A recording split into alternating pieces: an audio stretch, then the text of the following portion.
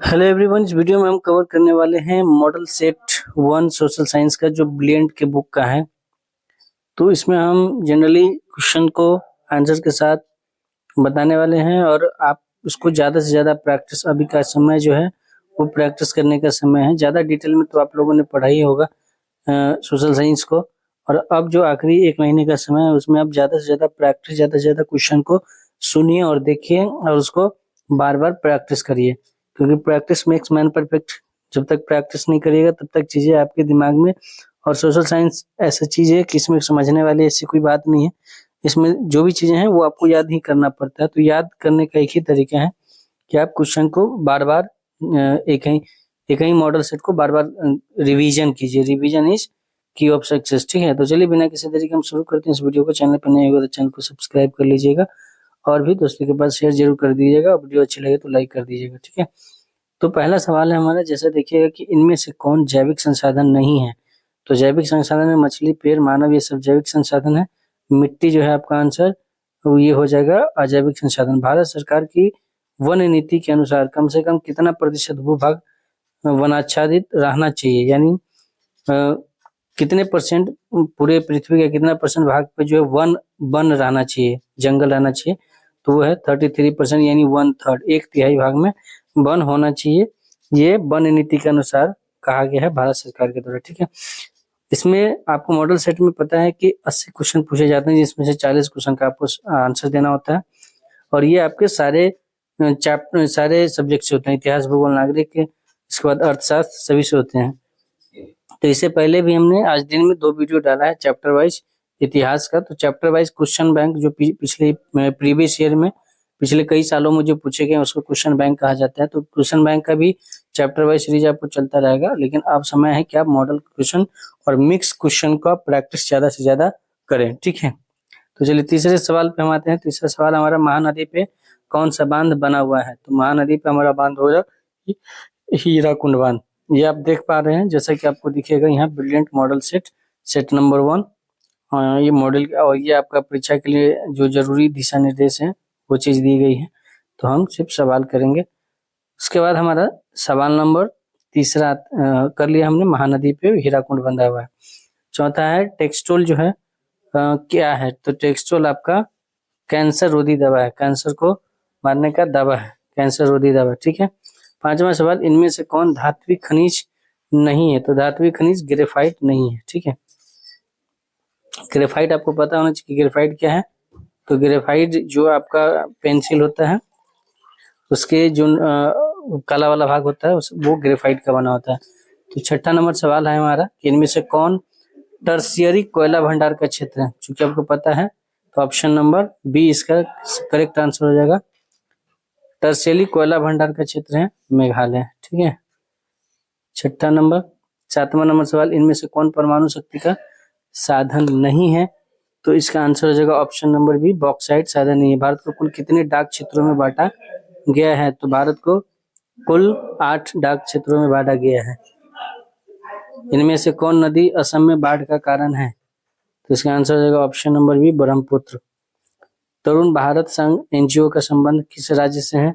तो इसका आंसर राजस्थान हो जाएगा। राजस्थान जो है वो तरुण भारत संघ एनजीओ का संबंध राजस्थान से है। इनमें से किसका उपयोग इलेक्ट्रॉनिक उद्योगों में होता है। तो इसका आंसर हो जाएगा अभ्रक का उपयोग जो है इलेक्ट्रॉनिक उद्योगों में। इंद्रपुरी जलाशय परियोजना किस राज्य में है। इंद्रपुरी जलाशय परियोजना जो राज्य है वो राज्य का नाम है बिहार। बिहार में इंद्रपुरी जलाशय परियोजना है। जब भी आप सवाल कर रहे हो तो आप पहले एक बार पॉज करें और सोचें और आप जवाब देने का प्रयास करें, ताकि आपको पता चलेगा कि हमने कितनी पढ़ाई की है, तो हमारे पास कितनी चीजें है और कितना मतलब भूल गए। तो 13वां सवाल हमारा है कि असाधारण पौधों के लिए तैयार की गई पुस्तक का नाम क्या है। तो ग्रीन बुक, ठीक है। निम्नलिखित में से कौन रबी फसल नहीं है। तो कौन रबी फसल नहीं है। तो चावल जो है रबी फसल नहीं है, ठीक है। उसके बाद 14 सवाल हो गया। 15वां सवाल। उसके बाद हम 19 नंबर सवाल में आते हैं। तो भारत में पहला जल विद्युत संयंत्र कहाँ लगाया गया था। तो 19 नंबर का आंसर हो जाएगा दार्जिलिंग में। बिहार का उर्वरक कारखाना कहाँ स्थित है। तो ये हो जाएगा बड़ौनी में।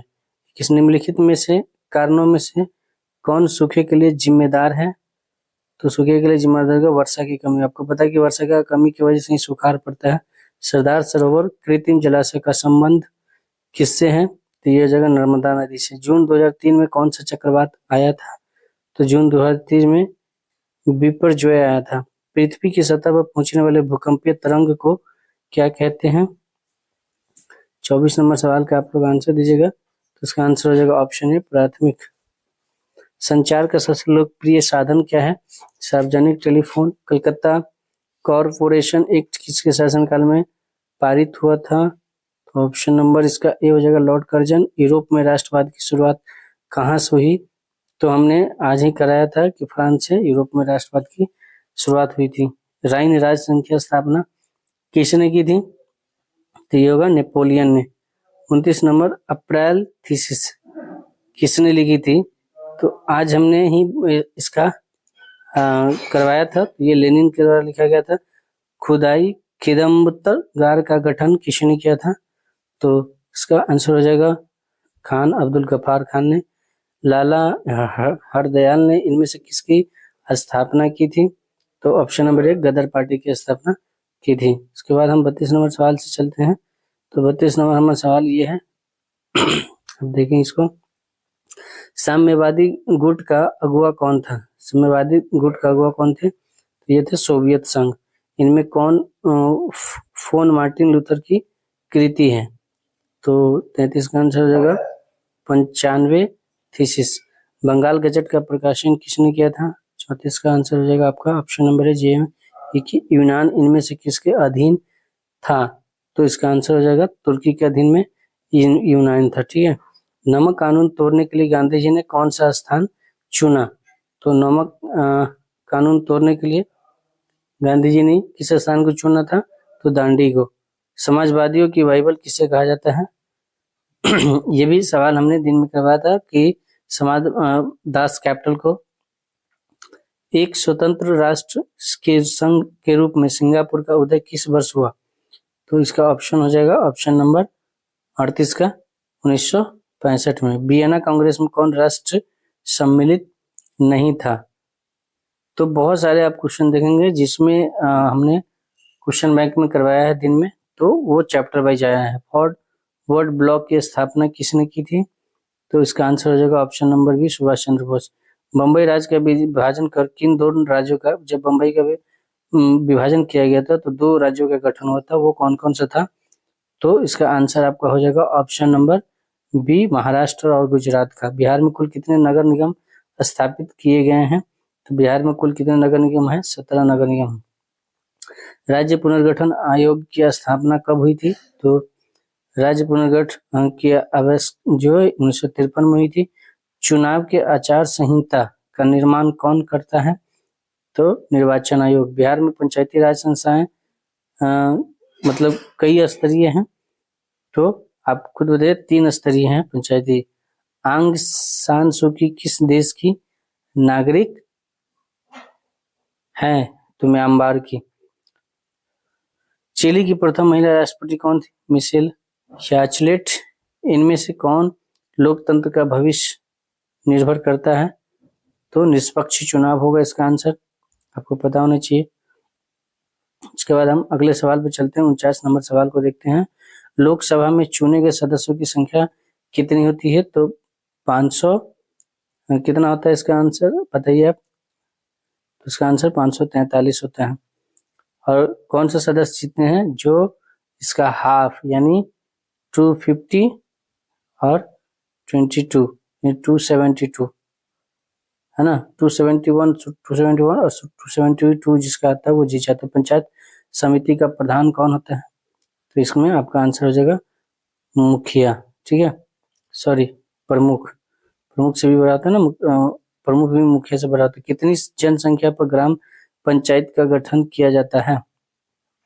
यानी एक ग्राम पंचायत के लिए कितनी जनसंख्या का होना आवश्यक है? तो सॉरी 7,000 इसका जनसंख्या जहाँ का होगा वहाँ ग्राम पंचायत का गठन हो जाएगा। भारत में केंद्र शासित प्रदेशों की संख्या आपको कितना है? तो इसका केंद्र शासित प्रदेश कितने हैं? 8 हो गए हैं। न्याय मित्र निम्नलिखित में से किस संस्था का सेवक होता है? तो ग्राम सभा का, ग्राम कचहरी का, तो ग्राम कचहरी का होता है ना। नेपाल में लोकतंत्र वापसी के लिए कब आंदोलन हुआ था? लोकतंत्र वापसी के लिए 2006 में। जल आपूर्ति के निजीकरण के विरुद्ध कहाँ संघर्ष हुआ? तो इसका आंसर हो जाएगा बोलीविया। हिंग एवं टोरी नामक राजनीतिक दलों का संबंध किस देश से है? तो ब्रिटेन से। इंग्लैंड में महिलाओं को वोट का अधिकार कब प्राप्त हुआ? यानी महिलाओं को वोट देने का अधिकार इंग्लैंड में कब प्राप्त हुआ? 1918 ईस्वी से। ठीक है। 58 नंबर सवाल देखिए, इनमें से क्या संघात्मक शासन व्यवस्था की विशेषता है? तो इनमें से सभी, स्वतंत्र न्यायपालिका भी, दोहरी भी और संविधान की सर्वोच्चता। पटना नगर निगम में कितने वार्ड हैं? तो पटना नगर निगम में टोटल 75 वार्ड हैं। भारतीय जनता पार्टी की स्थापना किसकी अध्यक्षता में हुई थी? ये क्वेश्चन बार बार आता है, अटल बिहारी वाजपेयी की। राष्ट्रीय विकास परिषद का गठन कब हुआ था? तो राष्ट्रीय विकास परिषद का गठन हुआ था 1952 में। भारत में राष्ट्रीय आय की गणना किस संस्था के द्वारा की जाती है? तो केंद्रीय सांख्यिकी संगठन। y बराबर c प्लस आई में वन क्या है? तो वन नहीं है बल्कि आई होता है, तो आई का मतलब होगा निवेश, इन्वेस्टमेंट। ठीक है। और इनमें से कौन शुद्ध राष्ट्रीय उत्पाद में शामिल नहीं होता है? तो इनमें से बीमा का व्यय, मूल्यह्रास, कच्चे माल की कीमत, इनमें से कोई नहीं। तो इसका आंसर हो जाएगा ऑप्शन नंबर डी, इनमें से कोई नहीं। ठीक है, इसका आंसर आपको हो जाएगा इनमें से कोई नहीं। मानव विकास सूचकांक कौन तैयार करता है? तो राष्ट्रीय विकास परिषद। हम 66 नंबर सवाल को देखेंगे, किस अर्थव्यवस्था में लोक कल्याण कर पर बल दिया जाता है? किस अर्थव्यवस्था में जो लोक कल्याण पर, लोगों का कल्याण हो उस पर बल दिया जाता है? समाजवादी अर्थव्यवस्था। इनमें कौन पूंजी का पारिश्रमिक है? तो इसका आंसर हो जाएगा ऑप्शन नंबर डी, लाभ। इनमें कौन संस्थागत वित्त का स्रोत है? तो ऑप्शन नंबर डी हो जाएगा सहकारी बैंक। भारतीय पूंजी बाजार किस प्रकार के वित्तीय संसाधन प्रदान करता है? तो ऑप्शन नंबर सी, दीर्घकालीन। ग्रामीण विकास तथा कृषि के लिए ऋण प्रदान करने वाली संस्थाओं को वित्त की आपूर्ति कौन करता है? तो ए हो गया सहकारी बैंक। भारत की अर्थव्यवस्था में किस क्षेत्र के उत्पादन की हिस्सेदारी सबसे ज्यादा है? तो इसमें आपको आंसर हो जाएगा ऑप्शन नंबर सी, तृतीय क्षेत्र, जो कि कृषि क्षेत्र से आता है। अभी भी भारत में अर्थव्यवस्था में कृषि क्षेत्र सबसे आगे है। विकसित देशों के कार्यबल का अधिकांश हिस्सा किस क्षेत्र में कार्यरत होता है? सेवा क्षेत्र में। भारत में नई आर्थिक नीति कब लागू की गई थी? ये क्वेश्चन दिन में भी हमने कराया था जब चैप्टर वाइज में 1991 ईस्वी में। ठीक है, उसके बाद हम आते हैं कृषि उत्पादों के प्रमाणन के लिए किस मानक चिन्ह का प्रयोग किया जाता है? तो एक मार्क का। ठीक है, उसके बाद हम मानव पूंजी का घटक कौन है? तो भोजन भी है, स्वास्थ्य भी है, शिक्षा भी, इनमें से सभी जो है मानव पूंजी का घटक है। जवाहर रोजगार योजना कब लागू की गई? तो ऑप्शन नंबर ये बी, 1989 में। मानव विकास सूचकांक कब शुरू किया गया था? ये पीछे वाला में भी था आंसर, तो ये बी था, 1990 ईस्वी से मानव विकास सूचकांक किया। इनमें से कौन प्राथमिक क्षेत्र की क्रिया नहीं है? तो प्राथमिक क्षेत्र में आपको कौन सा क्षेत्र इसमें से नहीं होगा? तो इसका आंसर हो जाएगा पशुपालन, जो है प्राथमिक क्षेत्र में नहीं आता है। इनमें कौन आवश्यकताओं के दोहरे संयोग की समस्या को हल करता है? तो आप वस्तुएं हो गया, वस्तु मुद्रा हो गया, मुद्रा, तो इसमें ऑप्शन हो जाएगा आंसर मुद्रा, इसका सही आंसर हो जाएगा। इनमें कौन व्यापारिक बैंक नहीं है? State bank of India, Punjab national bank और भारतीय रिजर्व बैंक। तो कौन में व्यापारिक बैंक नहीं है? तो भारतीय रिजर्व बैंक जो है व्यापारिक बैंक नहीं है। व्यापारिक बैंक किसे कहते हैं? जिसमें अन्य लोग अपना मतलब लेन देन करते हैं। भारतीय रिजर्व बैंक में ये व्यापारिक बैंक नहीं है, ये बैंकों का बैंक होता है। यही दिशा निर्देश देते हैं, बाकी और बैंक को उसके अकॉर्डिंग उन्हीं के रूल को फॉलो करते हैं। तो ये था आपका ब्रिलियंट के बुक का मॉडल सेट 1 सोशल साइंस का, जिसमें आपके सोशल साइंस में आने वाले सभी सब्जेक्ट जैसे इतिहास, भूगोल, नागरिक मतलब इतिहास, भूगोल, राजनीति, शास्त्र, अर्थव्यवस्था, ये सभी से संबंधित 80 प्रश्नों का ये आपका सेट था, जिसमें से आपको पता है कि 40 क्वेश्चन का आपको जवाब देना होता है। तो ऐसे ही और भी वीडियो के लिए आप चैनल को सब्सक्राइब कर सकते हैं, और भी आपको क्वेश्चन बैंक भी का भी ढेर सारा पैक्स मिलेगा। अब फिलहाल आपको आगे वीडियो किस टॉपिक पे चाहिए तो आप कमेंट कर सकते हैं। चलिए मिलते हैं नेक्स्ट वीडियो में, तब तक के लिए आप स्वस्थ रहिए, मस्त रहिए, अपने काम में व्यस्त रहिए। Thank you so much.